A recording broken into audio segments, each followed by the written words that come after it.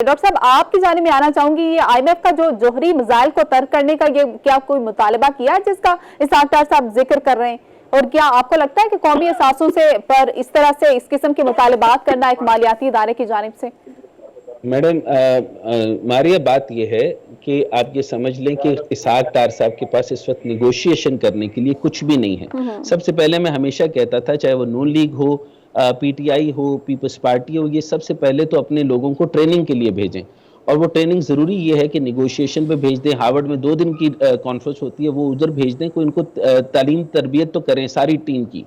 تو پلس بات یہ ہے کہ اس وقت اسحاق ڈار صاحب کی جو ہے وہ کوئی رٹ قائم نہیں رہ گئی، اور وہ رتن پورٹر صاحب نے کہا تھا کہ کوئی آپ نے جو ہے وہ سٹیٹمنٹ نہیں دینی آن پبلک، کیونکہ آپ ہمیں جو ہم نے آپ کو لسٹ دی ہے وہ ہمیں کمپلیٹ کر کے دیں۔ تو یہ جو ہے ان کے پاس ٹوٹل ایک ہی ایسٹ ہے، وہ ہے نیوکلیئر، اور نیوکلیئر کی محافظ صرف اور صرف پاک فوج ہے، اور پاک فوج کے اوپر جو ہے یہ 5th جنریشن وار کے تھرو جو ہے وہ پولیٹیکلی، اکنامکلی اور جوڈیشل طریقے سے اتنا بڑا آن سلاٹ ہوا ہے۔ اور آپ کے پاکستان میں آپ دیکھ رہے ہیں یہ اندر سے یہ جو ہے وہ خانہ جنگی شروع ہو چکی ہے۔ اس سے بڑی خانہ جنگی اور کیا ہوگی کہ ملک کے نہتے لوگوں کے اوپر، ایک دوسرے کے اوپر لوگ قتل ہو رہے ہیں، شیلنگ ہو رہی ہے، سارا کچھ ہو رہی ہے۔ تو آپ اس چیز کو میں ہمیشہ چیخ چیخ کر کہتا رہا کہ یہ 5th جنریشن وار ہے، اس میں انڈیا کی کنسلٹیشن ہے، اس میں ان لوگوں کی طاقتوں کا ذکر ہے کہ جو معاملات ہو رہے ہیں۔ اسحاق ڈار صاحب جو ہے ملک کے وسیع تر مفاد میں اگر استعفیٰ دے دیں اور یہاں سے چلے جائیں تو یہ بہت بہتر ہوگا، کیونکہ وہ اتنے ورسٹ اکنامک یہ فائنانس منسٹر رہے ہیں۔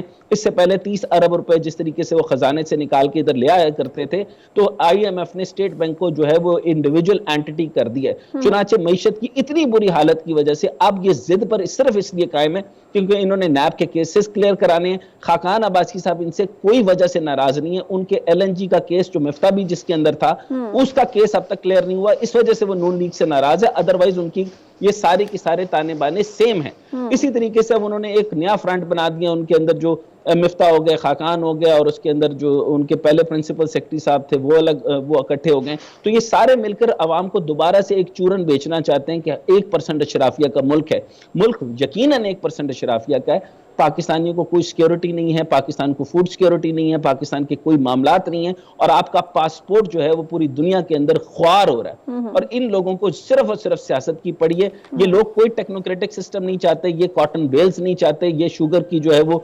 میکسیمم امپورٹ کرتے رہے، اور آج حالت یہ ہے کہ یہ امپورٹ نہیں کر سکتے، اور ایکسپورٹ کے لیے ندیم چودھری صاحب نے بالکل ٹھیک کہا کہ یہ ایک لمبا ٹینیور چاہیے جس کے اندر یہ 800 ارب کم از کم ہوں گے، تب جا کے ایکسپورٹ بیس شروع ہوتا ہے۔ انہوں نے ایکسپورٹ نہیں کی۔ مسلم لیگ نون جو ہے وہ انہوں نے صرف اقتدار جو لیا ہے وہ اپنے کیسز صاف کروانے کے لیے لیا ہے، اور جو مریم صاحب ہے ڈاکٹر صاحب اگر آپ معذرت کے ساتھ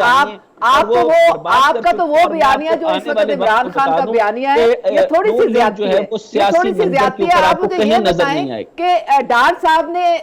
ان کو وراثت میں ملا کیا تھا؟ روز ڈیلی پچھلے 8 مہینے 30 سال سے چوری کر رہے ہیں، 8 مہینے سے ڈیلی آپ نے وہ جھگڑا صاحب کی اور دونوں فائنانس منسٹرز کی اور ترین صاحب کی، شوکت ترین کی آپ نے آڈیو سن لی تھی کہ آئی ایم ایف سے معاہدہ نہیں ہونے دینا۔ اس وقت جو سیاسی حالات ہو چکے ہیں نا، یہ پولیٹیکل فورسز اپنے ایک دوسرے کے خلاف اس حد تک پہنچ چکی ہوئی ہیں، اگر تھوڑی سی مقتدر قوتیں اس وقت انٹرپٹ نہیں کریں گی اور ان کو تھوڑا سا گرفت میں نہیں رکھیں گی، یہ تو ایک دوسرے کو کچا کھا جائیں گے، جو صورتحال نظر آ رہی ہے اس وقت۔ جو آڈیو ویڈیو کی یہ میں سمجھتا ہوں اخلاقی پستی کی انتہا ہے، اور کوئی بندہ اس طرف آ ہی نہیں رہا کہ یہ آڈیو اور ویڈیو جو ہے یہ سیکرٹ ایکٹ کی خلاف ورزی ہے، اور یہ اتنا سنگین جرم ہے جو ایسے کیا جا رہا ہے جیسے یہ کوئی جرم ہی نہ ہو، یعنی کہ موٹر سائیکل اشارہ توڑ دے اس کا کوئی چلان نہ ہو، لوگ جو ہیں وہ قانون کے ساتھ کھلواڑ کر رہے ہیں۔